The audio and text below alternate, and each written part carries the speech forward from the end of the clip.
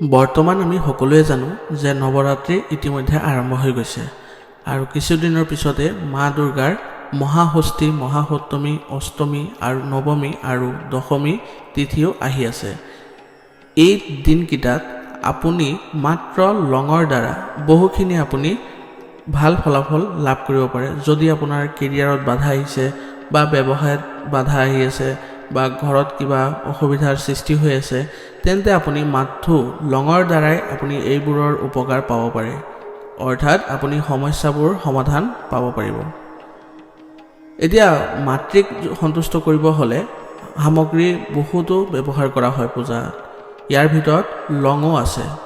গতিকে জ্যোতিষ শাস্ত্ৰৰ মতে নৱৰাত্ৰিৰ সময়ত কিছু সাধাৰণ লঙৰ দ্বাৰা আপুনি জীৱনৰ বহুতো ডাঙৰ সমস্যাৰ পৰা উপশম পাব পাৰিব।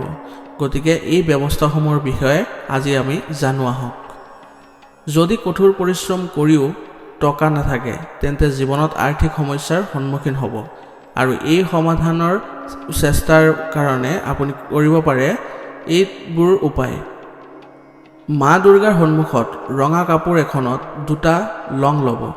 তাৰপিছত ভক্তিৰে মাতৃক পূজা কৰাৰ পিছত কাপোৰেৰে মেৰিয়াই ৰাখিব আৰু আপোনাৰ আৰ্থিক সমস্যাবোৰ নাইকিয়া হ'বলৈ আপুনি প্ৰাৰ্থনা কৰিব।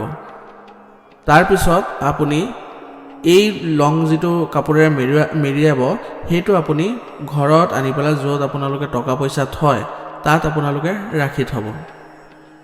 তাৰপিছত আপুনি নৱৰাত্ৰিৰ সময়ত 7টা যদি লং লৈ ৰঙা কাপোৰে মেৰিয়াই ঘৰৰ পূব দিশত যদি ওলমাই থয়, সেই একেখিনি লঙেই যদি এনেকৈ 7টা লং লয়, যেতিয়া প্ৰথমতে আছিলে 2টা, এতিয়া 7টা লং ল'লে, তাৰপিছত লৈ পেলাই ঘৰৰ পূব দিশত যদি ওলমাই থয়, তেন্তে ঘৰৰ যিবিলাক নেতিবাচক শক্তি সেইবিলাক নাইকিয়া হৈ যায়।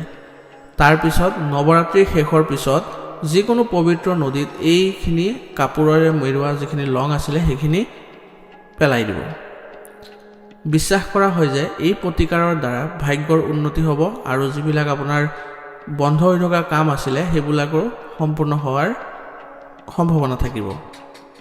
লগতে যদি আপোনালোকে সুখ শান্তিৰ বাবে বিচাৰে, তেন্তে আপুনি ঘৰত যদি সুখ শান্তি বজাই থাকক বা সুখদায়ক পৰিৱেশৰ সৃষ্টি হওক, তেন্তে আপোনালোকে অষ্টমী বা নৱমীৰ দিনাখন যজ্ঞৰ সময়ত লং আগবঢ়াব। ইয়াৰ ফলত আপোনালোকৰ ঘৰত সুখ শান্তি অটুট থাকিব। আৰু যদি আপোনালোকে কেৰিয়াৰৰ উন্নতিৰ বাবে বা আপুনি কেৰিয়াৰত কঠোৰ পৰিশ্ৰম কৰিও কোনো ফলাফল পোৱা নাই, তেন্তে আপুনি নৱৰাত্ৰিৰ সময়ত মূৰৰ পৰা ভৰিলৈ লং লৈ এযোৰ মানে 2টা লং লৈ আপুনি ভৰিৰ পৰা মূৰলৈকে বা মূৰৰ পৰা ভৰিলৈকে 7 বাৰ ঘূৰাব। ঘূৰোৱাৰ পিছত আপুনি মা দুৰ্গাৰ মন্দিৰ দৰ্শন কৰি আপুনি এইবোৰ অৰ্পণ কৰিব। কেৰিয়াৰৰ সমস্যাসমূহ দূৰ হৈ যাব ইয়াৰ ফলত, আৰু আপোনালোকৰ ধন উপাৰ্জনৰো সম্ভাৱনাৰ সৃষ্টি হ'ব।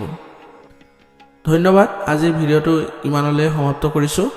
যদি ভিডিঅ'টো ভাল লাগিছে তেন্তে লাইক কৰিবলৈ নাপাহৰিব আৰু আপোনালোকৰ মতামত দিবলৈও নাপাহৰিব।